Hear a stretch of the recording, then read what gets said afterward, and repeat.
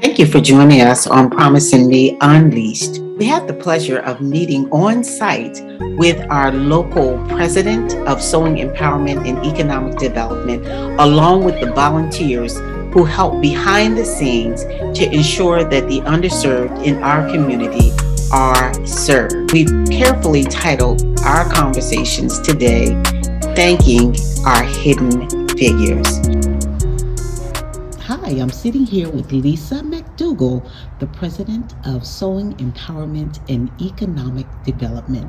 Lisa, thank you so much for being with us here today on Promising Me Unleashed on location at the East Pines Community Center. Thank you for having me. I love it. I love it. Lisa, we know of people who are doing things in the community, but we never get the opportunity to really talk with them and to have them share with us what they are actually doing to serve the people that they live amongst. And we know Sewing Empowerment and Economic Development, SEED, is doing exactly that. Share with us just the information that you're also involved in as it relates to serving the community in this area. So SEED was created in 2004 to be the catalyst for completing the Great Commission. And that's to go out and share Christ's love amongst people and doing it in ways that will move them from dependency to self-sufficiency. And that's the key. SEED creates opportunities for people. SEED creates and handles people's very basic needs. If you're wondering how your child is going to be educated in school, then we provide advocacy opportunities through the charter school that we operate that focuses on cultural arts, on community partnerships, college and career readiness, and just really making sure, and character development. And that's a way of making sure that our young people are being taught and led to serve, in addition to their academic achievement and academic recovery. We do emergency food distribution, which is where we are now, and serve thousands of people through different mechanisms, through our weekly distribution here, through our hub pantries, where we have 8 locations across the county that we provide food for, including different communities in Parkview Gardens. We serve a very large Middle Eastern community. We serve churches in council districts 1 through 4 in the central portion of the county. And so there, we've been a long-term partner of the Capital Area Food Bank, as well as a partner with the Department of Housing and Community Development to receive the funding to provide emergency food in this way. And so there's a huge incident of food insecurity in this area of Prince George's County. And so we're just glad to be able to do our part in that. As far as financial literacy is concerned, we have a family financial fitness program. And with that, not only do we serve the individuals whose children attend our charter school, those families, we also serve just individuals from the community, whether they've been in our first-time homebuyer program or whether they're actually being served through our emergency food program.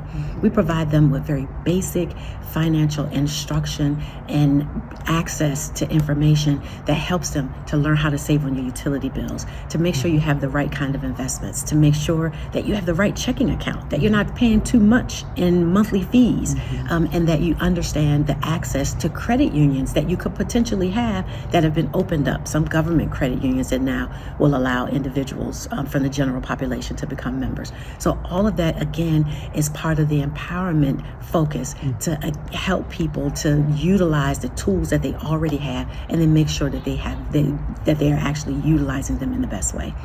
When it comes to academic recovery, in addition to the charter school, we're one of the first organizations in Prince George's County to bring the Children's Defense Fund Freedom School program to the East Pines community and to the community at surrounding Excel Academy. Lisa, it's great information about the schools. Let's talk about housing and the free first-time buyers program. We are SEED is a HUD-approved housing counseling agency, and what we provide is first-time home buyer education and first-time home buyer training and counseling. Everyone will either walk, run, and some will even crawl towards home ownership, and we are with individuals every step of the way to make sure that they understand and what exactly goes on through the entire home buying process and what individuals will need to do in order to be prepared for home ownership. And so we're very excited to partner with some of the leading industry professionals in Prince George's County and throughout the state of Maryland and in the state of Michigan to bring this important program to several individuals each month. In addition to that, we provide foreclosure prevention counseling. There's no way that anyone should be in a position of losing their home. Even when individuals find themselves there, there's information that we can help to make sure that there's a complete understanding of what the foreclosure process is and what lenders are obligated to provide to make sure that homeowners have every piece of information to make sure that they can save their home. In addition to that, we're one of the few agencies in Prince George's County that provide emergency rental assistance. We are part of the ERAP program, the Emergency Rental Assistance Program, with the state of Maryland and with Prince George's County Department of Housing.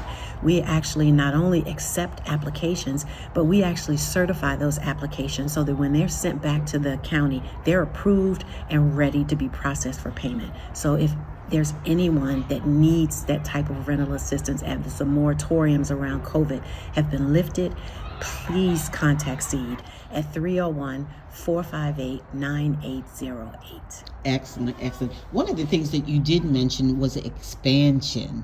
Let's talk a little bit about your Michigan location and how that actually came about.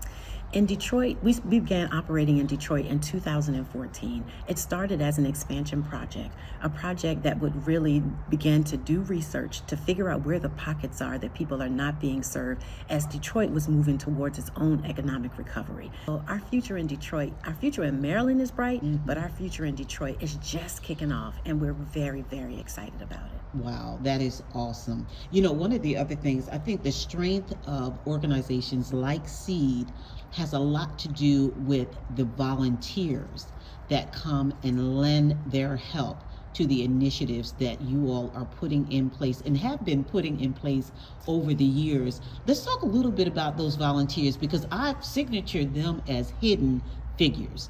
Those are the people that are behind the initiatives that are moving things forward. We don't hear from them generally. We don't know much about them unless we get engaged and get involved in what they are doing to help out with the initiatives that SEED is so valiantly putting forward to serve the community. So let's talk about some of those volunteers. SEED's volunteers are unlike any volunteers that you've ever encountered in any type of work that you've done in service to others.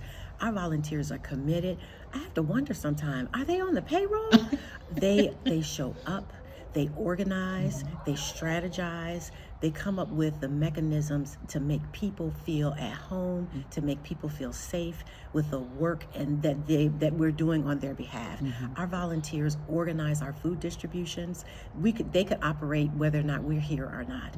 They understand the contacts that we have with our different distributors, and they go above and beyond. We've had incidents where we've not been able to secure or had emergencies come up with our food deliveries. Our volunteers are there with their pickup trucks picking up food.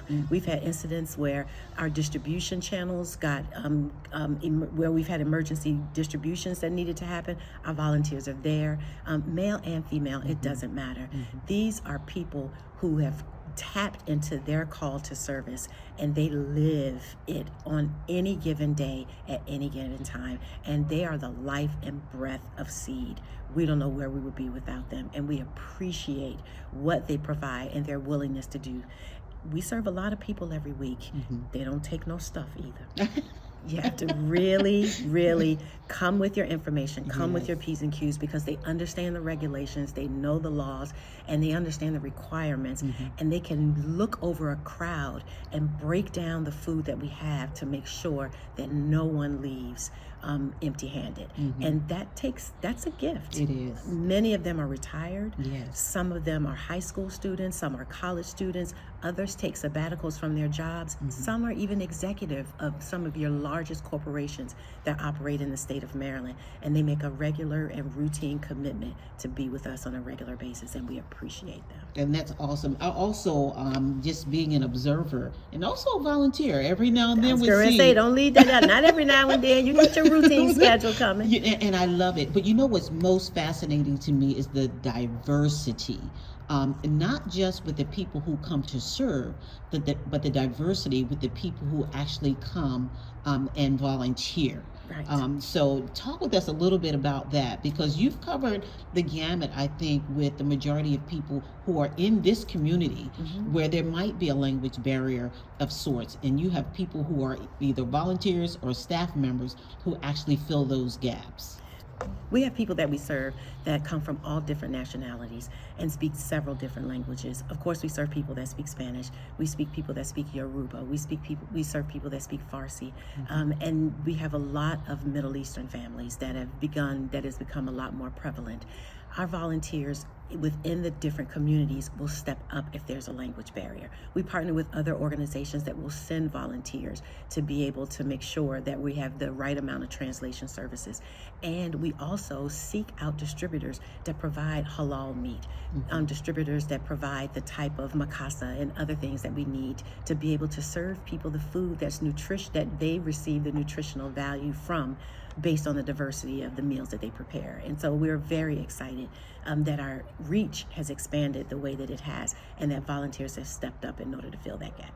Excellent. So what do you see for the future of SEED? The future for SEED is bright. We don't see an end to the work that we've been called to do, not just yet. And we say every time we provide that harvest for the world, in a lot of different areas, of course, in the areas of food, in the area of education and empowerment. But one thing that we're beginning to embark upon now is a very, very much needed commodity, and that's affordable housing. SEED is partnering with Refreshing Spring Church, with the NHP Foundation, with Kaiser Permanente, with the National Housing Trust, with Enterprise Community Partners, and we're developing 287 units of affordable housing with a very large community component that will serve the health and well-being of families in that community, that we're hoping to begin to break ground in the very, very near future. If people we find that not having adequate housing leads to a whole range of other problems, health determinants. Just if you're, in addition to education, you think that if a child is hungry, they can't learn. If a child's education is not taken care of, then they're not able to be sustained. But if you don't have housing, if you don't have that warmth in the winter, if that shelter in storms, and just that place where you can begin to build, then that in itself becomes a very large determinant and a very large health factor. And so we're excited to be embarking in that area. And it will bring full circle the work that SEED was created to do in Riverdale, as well as Detroit. And we're looking to move into other markets throughout the country and expand that reach. Refreshing Spring, we're the secular external nonprofit affiliate of Refreshing Spring, and we're continuing to make sure the reach of that organization continues to grow, and we're excited about it. And it goes back to what I said before. We're fulfilling the Great Commission. We're traveling far and wide, and we're showing people Christ's love. Wonderful. That is awesome. So how can people either become a part of what you are doing, or how can they be contributors to what SEED is doing in the community? I'm going to say nationwide. There are two ways that people from all walks of life can be involved in SEED. That's volunteer and contribute. You can volunteer by calling our office, 301-458-9805, and you can donate through our Facebook page. You can donate through our website, www.seedinc.org. No denomination of funding is too small. We appreciate every dime, and we put it to great use. In 2020, during the pandemic, we served over 45,000 individuals from 12,000 families nationwide. Wow. The pandemic is taking a different shift in 2021. Some of those numbers have increased in the areas of food insecurity, but they are rising in the areas of housing, and we're excited to be able to continue to provide this work, but we cannot do it without your help. We need your hands to volunteer. We need you to go to our website and to donate. Excellent. Well, Lisa McDougall, I just want to say thank you so much for your individual service to the community. You are no longer a hidden figure. We want you to know that you shine just as bright, and we're so glad to have you on this journey and being in charge of this great commission to show Christ through the work that you are doing. So thank you so much for joining us, and thank you for being our very special guest on Promise in Me Unleashed. Thank you for having me. Hola, mi nombre es Tamara Núñez. Yo trabajo aquí para SID hace 7 años. Yo hago el outreach con la comunidad. A mí me gusta mucho trabajar aquí porque a mí me gusta servir a la comunidad latina y la gente que siempre viene aquí, y mis voluntarios también, y la gente que trabaja conmigo. Muchas gracias. My name is Leslie Epps, and I've been volunteering with SEED for approximately 3 years, and the thing that I enjoy about doing this is giving back to the community. It helps me stay active in retirement, and it makes sure that the people get fed, because this is what they need in this economy. My name is Helen Baker. I'm one of the head leads outside in the only parking lot. We are here every Wednesday from 12 to 2. And we love to serve the people. I enjoy people. I love people. To get to know people is to love people. And I've been working with SEED for about 6 years now.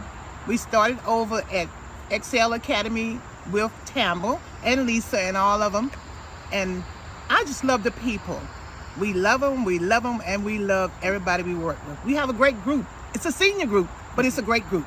Hi, my name is Annie Wilson, and I work with SEED. I'm one of SEED's volunteers, and I really enjoy my volunteering because it helps people when, with the food, and a lot of times they don't have, the resources to buy the food. So we, help out. And I do love my job. I volunteer a lot, and I've been with SEED at least about 6 years or more.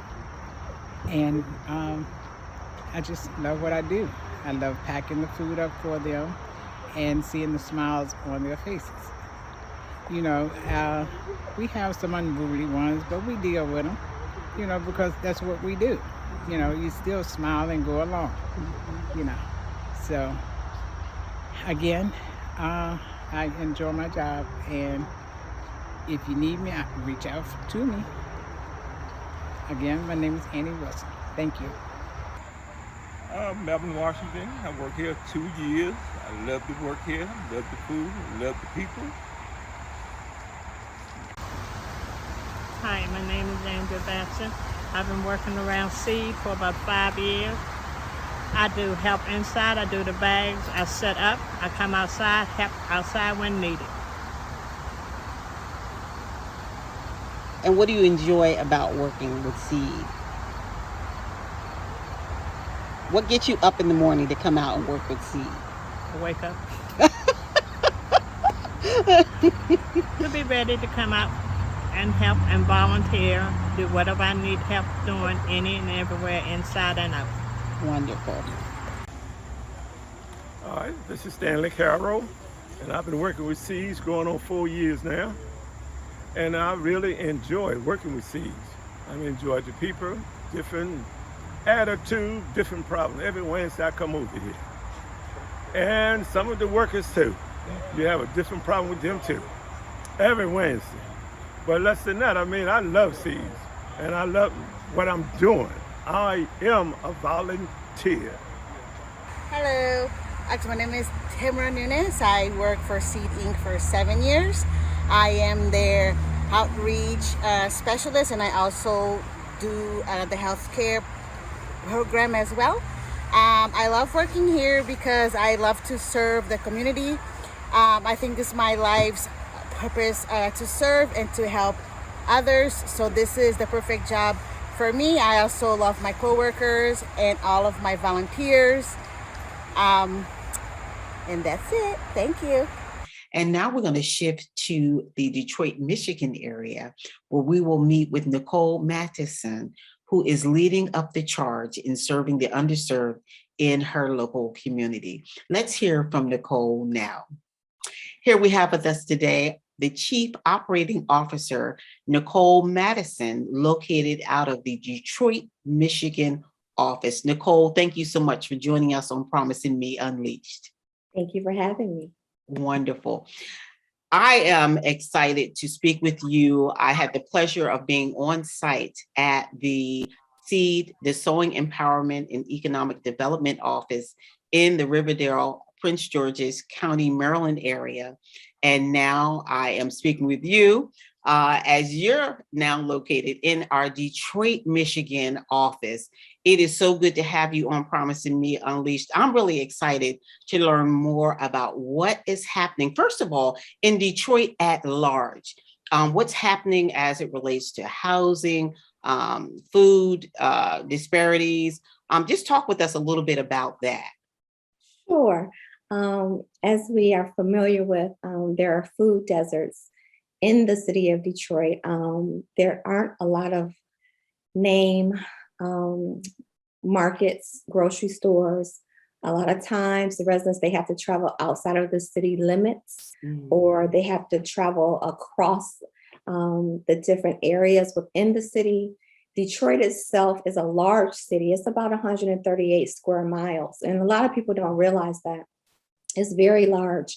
So to find grocery stores with quality foods, not just processed foods, but fresh produce and things of that nature, it is a challenge. The transportation here, you know, being that Detroit is known for being the motor city, you know, you're expected to have a vehicle to drive, but that's not the case at a lot of times. So people have to walk. You know, you have to be able to live, you know, actually live and, you know, move about your neighborhood. But however, there aren't a lot of markets. So they rely solely on foods from gas stations and corner stores, things along that line. So with that, SEED has been able to join forces with Forgotten Harvest. They are a rescuer, a food rescuer within the city. And it actually extend across county lines, but we've partnered with them. We've been partners with them for, gosh, maybe like 5 years now, where we provide fresh produce, meats to the community. And we actually started in a smaller development, if you want to call it a smaller development, located on the west side of Detroit. And so where we're located in Garden View Estates. And so our initial intent was to just focus on that particular housing development, because in that development, you have seniors, and then you have basically mixed or families on the other side of the development. And so with the seniors, we have about 150 seniors that's dedicated to the actual senior area. And then you have thousands on the family side, which has grown because they have, they built more units over in that area. So we started with that group, but then the word actually, you know, it went out to the masses. Wow. And so with that, people start coming in that were outside, they live outside of that actually housing development. And so we service people not just from the city of Detroit. You know, we have people coming from different cities like Westland and, you know, Dearborn and different areas. And speaking of Dearborn, because Dearborn is considered the Americanized Middle Eastern city, right? So you have a lot of different Middle Easterns that live in Dearborn. It's a community for them. A lot of stores the names of them are in Arabic. It's a strong dynamic, and literally where our office is, when we are on the west side, we are literally on the borderline of Detroit and Dearborn. Wow. So with that being said, the food that we actually provide, it has to be a mix. We have to be able to serve those residents that are coming in, you know, dietary needs as far as halal meats, strong focus on fresh produce. And so again, you know, partnering with Forgotten Harvest is great because they provide the items for us. We distribute to those. So we're actually meeting that need in their neighborhood. They can actually walk to us. It's not just strictly a drive-up facility where we just drop things in their trunks or their cars. We actually have walkers that walk up to us within that development and outside of the development. So that's the food piece of it. But then you look at housing. Detroit, it's a great city. I was born and raised outside of Detroit, and now I'm back, and I always said that I was never coming back. I said that, but, and when I had to come back, and I have shared this with my husband all the time, I cried when I had to come back. But, I'm glad that I'm back because I can see where we can make a difference. As far as the housing, there's different pockets across the city, literally. You will be on one street, the housing stock looks great. Right. You will literally go on the next block of the same street, and it's totally different. You have burnouts. Yeah, I was just going to say, because I think the last time I was in Detroit was about 15 years ago. And I noticed right away the differences in communities. One street looked like Beverly Hills. And then you can go a block or so over, and it looked like poverty or devastation almost. Abandoned homes, boarded up homes. So it was very, very clear the difference between the haves and the have-nots. And with that, the services are lacking in those areas where they feel as if the have-nots, they aren't deserving of the services, just public services, as far as lighting, trash pickup, recycling. So there has been a constant fight to be able to provide those services in those areas, which they are doing now, which is great. And a lot of times residents of those areas, they feel like, you're just forgetting about them. And so we want to be able to help those. And the way we do that is just a hope for home ownership. And what we've done and what we continue to strive to do is to work with Detroit Housing Commission. Okay. And so with that, there's the Section 8 vouchers that some people have, and they have the opportunity to convert those vouchers into home ownership. Something that we pride ourselves as far as like Prince George's County Housing Authority, very successful program when we helped launch that, years ago. And when we decided to open up an office in Detroit, we said we wanted to do the same thing because of the need for affordable housing. And with that, in order to start that conversation, you got to have units that are ready, as far as move in, they're safe.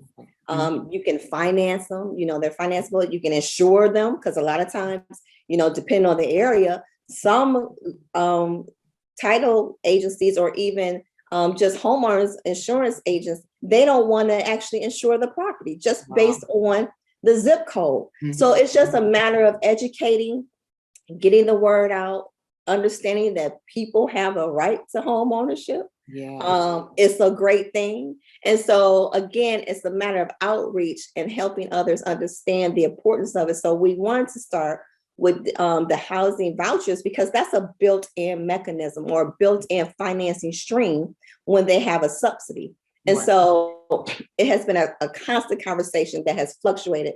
It has gone up, it has gone down with conversation with, Detroit Housing Commission, because they get new staff in, they're not familiar, or it's a struggle, internal struggle, it's a power struggle, but not realizing and accepting is all for the good of the resident or the person or the community. We understand when we build home ownership, people take pride in their homes. Their children have a safe place to lay their heads. They perform better in school and academics when there's no stress, no stressors there. And it's just a sense of belonging as far as community. So that's why we really try to push, like I said, our relationships with the commission, with the lenders. We have great partners with the lenders who have accepted, the subsidy and are willing to finance them, finance individuals with Section 8 vouchers. And so it's just, continuing the fight, to provide affordable housing. One time Detroit was known for its high home ownership rate among Black and brown people, brown and Black individuals.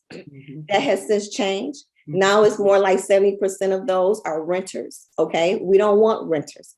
Right. I mean, we have to have them, but we don't want it to be the percentage, the majority of people renting. When there's an opportunity, when there's a housing stock out here that's just sitting, and someone can purchase that and they can gain some type of capital. So that's what we're really trying to push to. Wow, that's awesome. I was going to ask you, with the pandemic, and I'm sure you can talk a little bit about what that meant and, where are we now as things begin to open back up? How is Detroit managing, taking care of the residents in that area? So with the COVID relief funds, each jurisdiction received it. And so they're assisting those who may have suffered an issue or, ill will with as a result of COVID, and they were unable to pay their rent. Right. And so there are opportunities for emergency rental assistance for those who apply to become current, to keep them in their homes. There has been some flight as far as some people have decided just to flee from their previous, apartment or what have your home. But there have been, a number of people who have been able to remain or stay in their properties with the assistance. As far as the homeowners, we are still trying to figure out exactly what type of assistance will be provided to those individuals through the U.S. Treasury. The different housing authorities and state financing agencies had to submit their plan to U.S. Treasury probably like mid-June or the summer months. And so they've been waiting on their approval to see exactly how they're going to be able to help homeowners. It may be some type of financial assistance. The eligibility requirements we're not aware of or what they're going to be, but they will be there. Work out some type of loan modification. So the renters have been addressed first. And now we're moving into the existing homeowners to see how we can actually help them. And then as far as the food, an increase and an abundance of funding came out of the COVID funds, and we were able to basically ramp up our giving as far as providing food to those who were in need. Excellent. As far as the food is concerned, we'll talk about that in combination of the volunteer. I would imagine it takes a village. It takes more than one or two people. How have you managed to band together a team in Detroit to begin to serve the underserved in the community?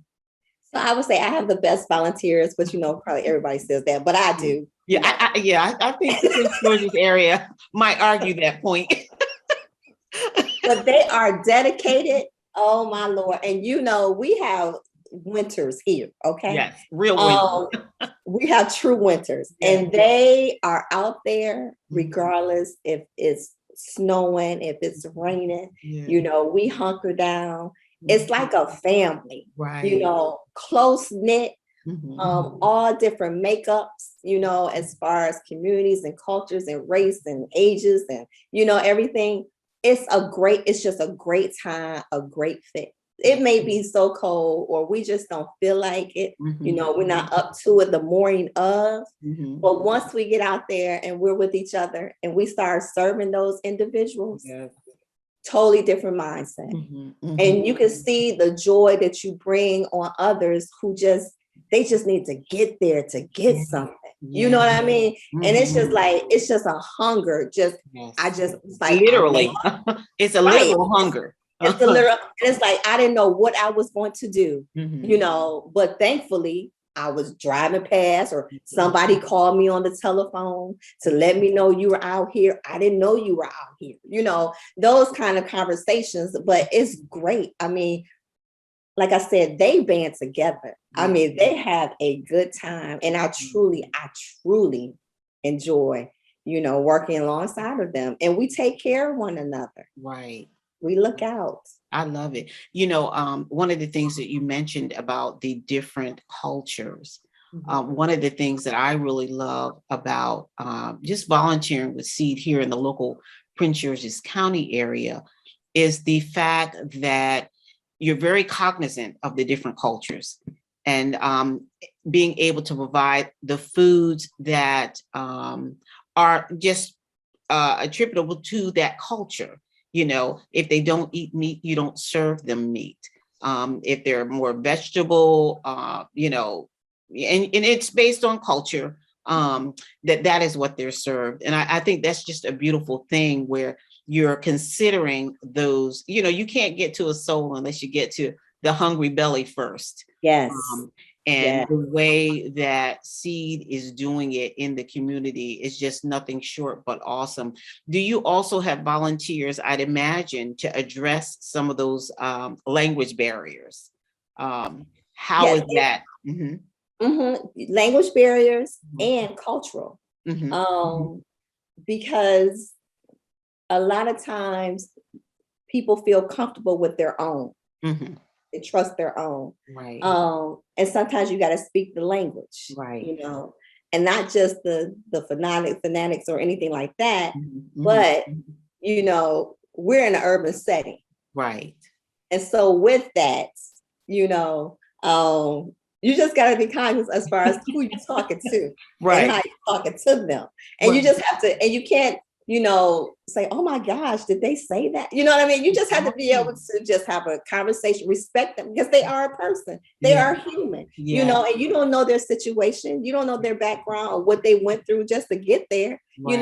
and once you just treat them as they should be treated as a Right. human person, a human being, Mhm. they just warm up, they melt, they Yeah. break. You know what I mean? Sometimes some of them literally break Great. down when they having a conversation with you. You just need to take them to the side. But Right. but you have to be able to speak that language. You have to be able to pick up, and just be cognizant, as far as your surroundings, what's going on. And yes, we do have to have people who speak the language, Arabic, it may be Farsi or Badu or whatever it may be, but yes, you have to be able to have that person on site or persons on site to meet that need. Wow. Wow, that's wonderful. So what do you see for the future in Detroit as far as what what your initiative is, as we look forward? What do you foresee see doing, either in way of expansion of services or even areas? I know you mentioned that people were coming from different areas outside of Detroit. Is there some vision to expand the services that you have to other locations in the area? So as far as the future, Mhm. we are really looking towards as far as acquiring, acquisition, Mhm. rehabbing homes, to provide again affordable housing, to make them turnkey ready, Mhm. at a price that they can afford them. Right. A lot of times people are priced out of the market for the homes that are ready turnkey, as I mentioned. And so there's a lot of stock here that there are just vacant homes just sitting. And Mhm. so we want to be able to acquire those homes, Mhm. renovate them, and then allow those individuals to purchase. And so with that, we are a partner, community partner with the Detroit Land Bank, which Okay. has an inventory of homes that they own, Mhm. that they can sell at discounted prices, as well as or donate those as well. Right. We're also a Wells Fargo community partner, Mhm. and so we're looking for additional funding sources in order to complete the rehab work, the renovations. And so as soon as we do that, line everything up, then we will, take the homes under our umbrella, renovate them, Mhm. and sell them to those people in our pipeline.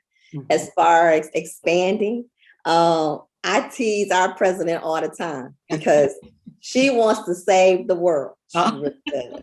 She does. And she talks about expansion all the time. So I'm sure there is something that we are we're going to expand to. I don't know where, I don't know when, but I know it's coming. Right. Because one thing about working with The Housing Commission, they are, their name is the Detroit Housing Commission. However, they serve 5 counties, Wow. not just the city of Detroit, but they serve additional counties. So with that, I'm sure we're going to do something in other counties. Like one of the counties here is Oakland County. And so Oakland County is very dear to my heart because within Oakland County, there sits Pontiac, Michigan. Okay. And Pontiac is where I was born and raised. So with that being said, we partner with Pontiac Housing Commission on providing financial literacy to their residents. Okay. However, I want to do more in Pontiac because again, it's true to my heart. That's who raised me, so Mama says charity begins at home. There it is. So I gotta, I'm not that far. So I gotta give back to that. You know what I mean? Gotta go back. So I'm sure we'll be doing something with Pontiac. Probably that would be after Detroit. Pontiac will be next, being that we do have connectors there. So I'm sure that's on the plate as far as next up. Wow. Well, this is indeed awesome. I so appreciate you lending your time and your service to serve the community in Detroit and the surrounding areas. You are no longer a hidden figure. So you can't sit in the background as you all have done, just kind of tunneled yourselves in and just working as you're working. But people need to know and hear that there are resources, and not just resources of items, but resources of people who are invested in seeing that all the residents are receiving equal housing. Food is a right. Housing is a right. Yes. Not a privilege. It's a right. It's a human right. And it is awesome to see the tasks that you and Lisa have undertaken to serve the underserved in these communities. So, Nicole, how can the residents of Detroit and surrounding areas connect with your local location? Sure. The telephone number is 313-444-4750. Okay. And we're slowly reopening the office due to COVID. So it's by appointment only. However, if someone interested, they can give us a call again, 313-444-4750. Wonderful. And as far as feeding in the community, is there a particular day and time that you feed in the community? Yes, we actually have a mobile pantry. It's actually the first Wednesday of each month from 1:30 until about maybe like 4:30. We may finish depending on the lines, things along that line. But yes, starting at 1:30. We're located in Garden View Estates, right there at Joy and Southfield Freeway. You will see us out there. Wonderful. We're literally outside. Yes. Wonderful.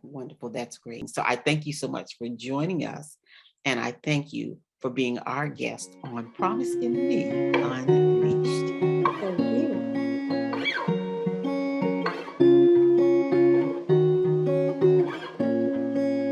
Thank you.